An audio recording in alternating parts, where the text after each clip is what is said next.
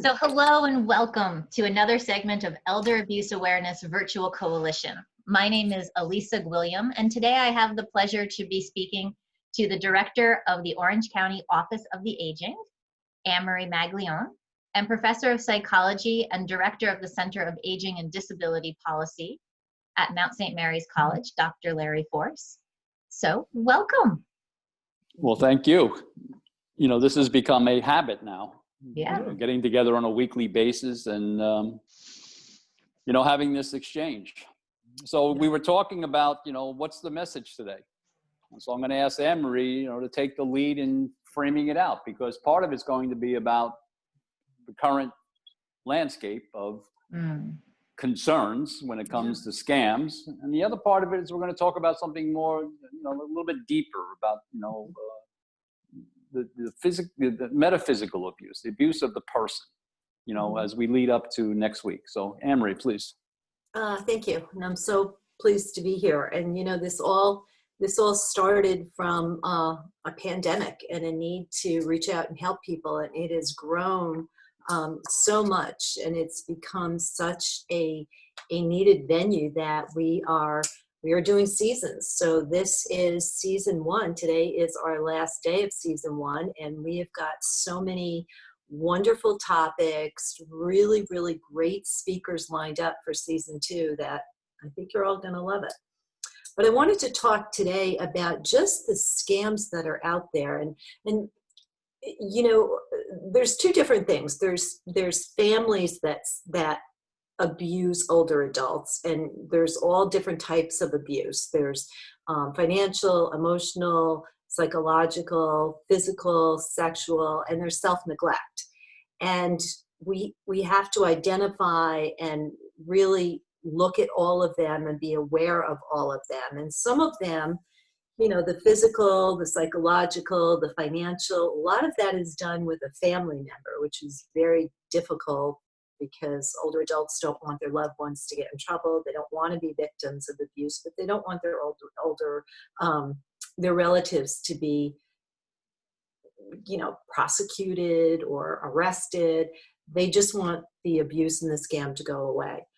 But then you have really savvy scammers, and this is their career, and they are really good at it. So I thought we could go through some of the kind of popular ones now, if you will, just to be aware of what's going on. You know, one is the census is out there, and I encourage everyone to fill out their census form. It's extremely important to do that. But I know I have my census form, and I saw one of the scam census forms that looks exactly like my census form, except on the bottom, it has Elder Abuse Society. And what that is they are there advocating for people and trying to protect people from scams. And they ask you for a $10 donation to help them do this. And they just need your checking account, or they need your credit card information, and they'll just charge you $10. It's a total scam. It's a total scam, but that's how good they are. So I definitely want to talk about that. No, just hang up. You're getting phone calls all the time. Just hang up. You get people that are calling that your prescription drug is ready, and they don't know if they have the right information. So can you just provide your information to them again? So there's that. You know, of course, asking for a small donation because they found a cure and a vaccine for corona, but they can't afford to really get everybody to get the vaccine. So again, small donation, they're only going to take a couple of dollars, but you're giving them all of your personal information. There's a new one that just came out that I thought was pretty interesting, and I have it right here.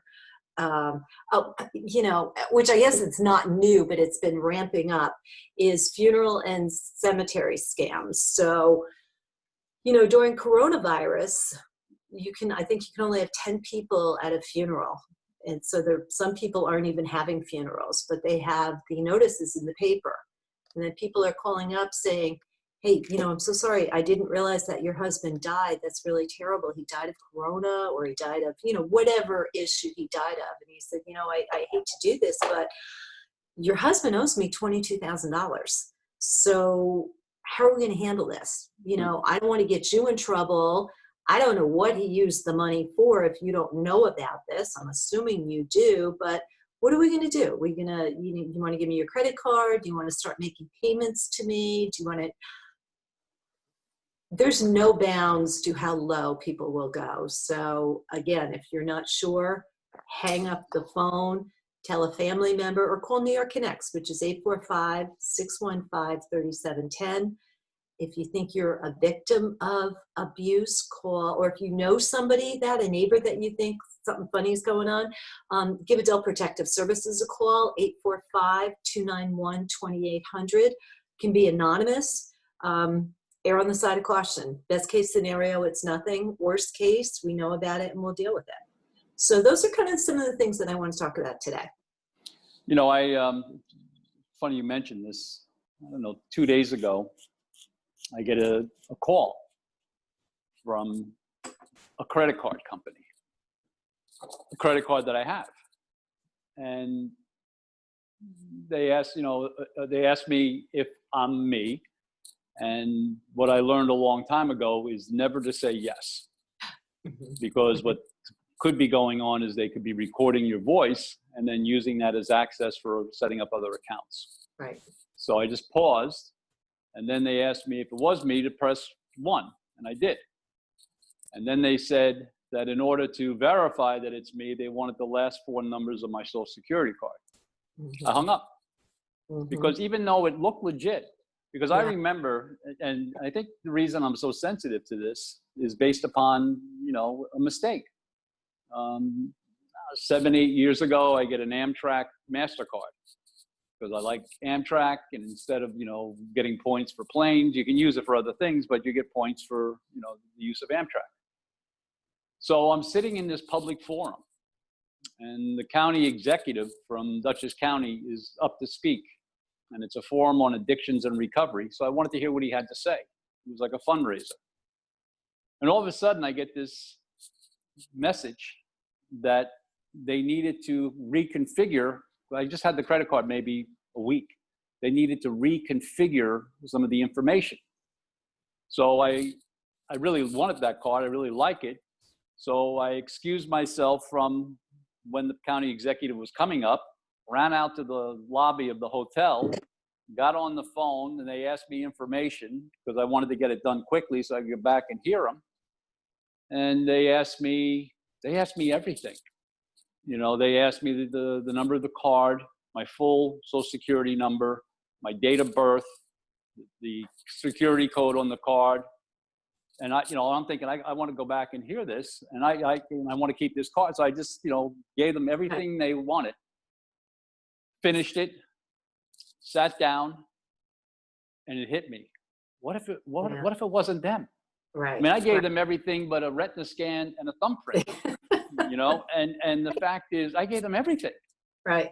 So after the forum was over, I called the credit card company, and it wasn't them.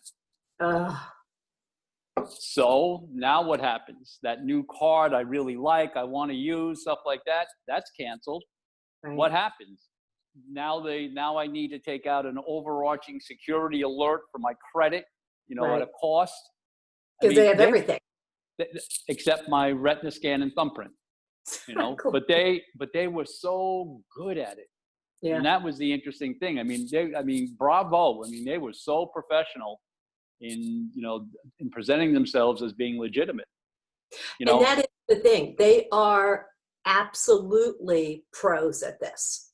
And the thing is that typically when they go after an older population, there's some type of emotional connection. Somebody's in trouble, somebody's in need, your grandson needs, can you do this, your neighbor needs, and the next thing you know, from your heart, you're opening up your wallet.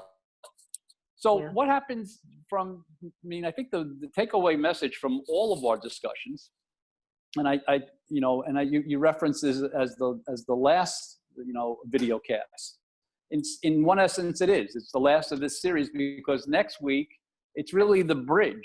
It's the bridge between capturing what we've done this season, as we're now calling it, and also talking about what we're doing next season with specialized groups of veterans and nursing home residents and families that have family members with special needs. But one of the takeaways from this whole thing has been you, your counterparts, your county agency. We had your county executive, Steve Newhouse, on here, and the real, message was unified. We're here. We're open. We're working in a different location, but we're 10 digits away or an email away. You need us, you call us. So what happens if somebody does go through this and now they're embarrassed? In some cases, they don't want to tell their family because the family might already have some concerns about independent living. And the next thing you know, you're giving away your credit. They don't want to do that in a confidential way. What can they do?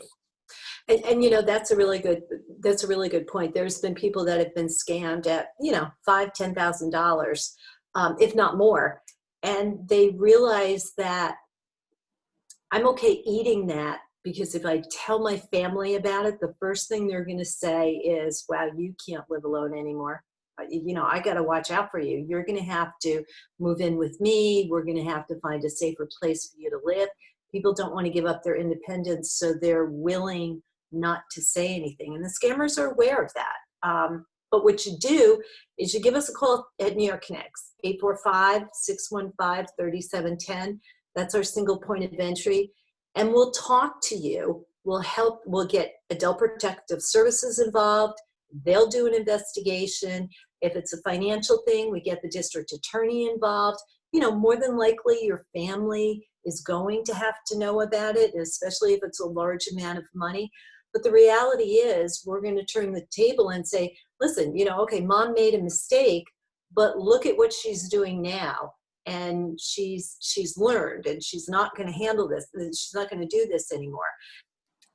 And then the DA takes it over and it becomes a criminal case. So that's our recommendation to you. Again, always hang up. As you made such a good point, never say yes, because you don't know that they're not going to dub over, do you give us permission to do X, Y, and Z? You just said yes. I got a call also from the IRS, and this is a new one that's coming around. The IRS is calling saying that there's a second stimulus check, and did you get it? Oh, you didn't get it? What's your social again? And where do you live again? I just want to confirm that. I had gotten last year, I got a call from the IRS saying that I had not paid my taxes and they were just about to put a lien on my home and they were going to suspend my license. And my initial reaction was just like, oh my God. And then I was just like, wait a minute. So I talked to them and they said, this is a really serious case. We're here to help you. The IRS is your friend. Can you confirm your address? And I said, well, what's the address you have? And I'll confirm it for you. And they said, well, we've got a lot. Tell me which one it is. Give me your social and then we can look through that. And I said, well, what's the social that you have?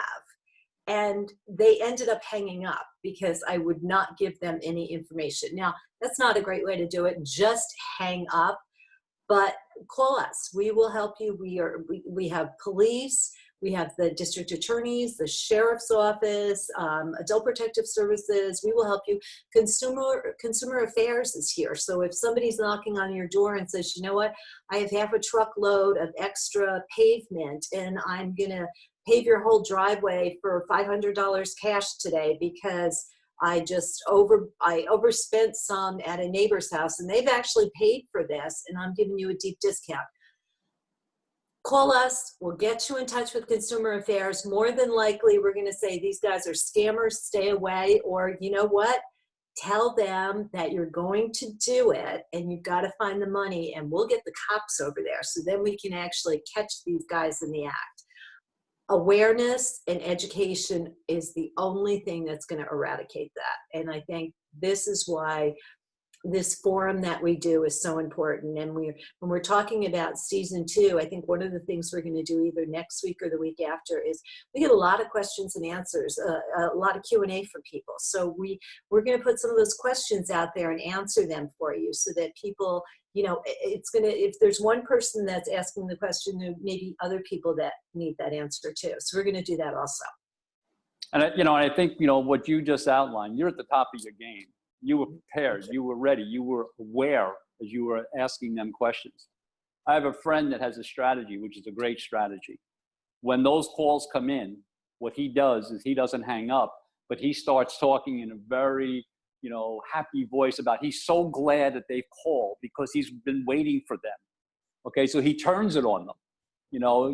I cannot believe that you finally called me. I've been waiting for you. And then any questions that they ask, he asks them the same questions. I'd be more than willing to share my social security, but do me a favor, can I get where you live, where you're, right. But he's playing a game. Right. But I mean, and it takes time and you have to be at the top of your game and being alert. But most of the time, especially when they wrap in that emotional component, somebody's in need and you need to be prepared to help, you go to sleep. But I think, one of the things that we wanted to address today was what's currently on the marketplace now that you have to be aware of. The other thing we wanted to talk about is, and you did a great job of outlining at the beginning, physical abuse, psychological abuse, financial abuse, emotional abuse, sexual abuse, the whole issue. The other thing that has started to percolate to the surface is a discussion about what's been called metaphysical abuse. Now, this came out of a discussion 20 years ago that I had with a colleague and friend, Dr. Kate Lindemann. And actually, we wrote an article about the violence against women, metaphysical abuse of persons of age. And really what it wasn't a physical abuse, but it was almost like the insidiousness of psychological abuse. Many people in our culture who are of older age are invisible, or they're made invisible. Their voices are diluted, their resources are diluted, and they're somewhat, put off, they're minimized. And that's that metaphysical abuse. And this whole idea of, how to go about saying, you know what, don't try that on me. There's many organizations on all levels, private, nonprofit, and government, where ageism is insidious. Mm-hmm. There are jokes that people, react to, smile about somebody, an older adult. Well, if you framed it out with one of the other protected classes, whether it be race or sexism, mm-hmm. or, nationality, whatever, you'd be talking to an authority in your organization like HR, because it would be uncomfortable or inappropriate. And I think we have to have the same reaction to this concept of the insidiousness of ageism. One of the things that we've talked about collectively across the time when we've done the forums and the public conferences, you really want to stop elder abuse, then you have to really teach people to fight back. And it doesn't mean physically fight back. We're not talking about making people martial artists or boxers. We're talking about an intolerance, or how dare you, try to minimize me. Because if we don't do that, we're going to be run over by, institutional ageism, by the symbols. I mean, mm-hmm. I think we really need to look at giving voice for this issue of ageism just as loudly as we do for any other violation of the person. So this metaphysical abuse is really not just physical, or it's the concept that society, organizations, companies, institutions at times have built into their practice. I was talking to somebody the other day who does HR, and one of the things, human resources, and one of the things that she said, she's a consultant, she said that even though COVID has, turned the world upside down, in the HR world of hiring and executive searches, it's almost minimized the playing field, leveled the playing field, because the person is not, you're not presenting yourself in body form. So you're not being evaluated by how you look as right. much as how you can operate in this new landscape of technology. she said the one thing that she's noticed, which is sad, is the dilution of no longer existence handshake. You know, you go for a job interview, you know, a job agreement is reached, there's a handshake. Those days are gone. But The elbow bump just doesn't seem appropriate.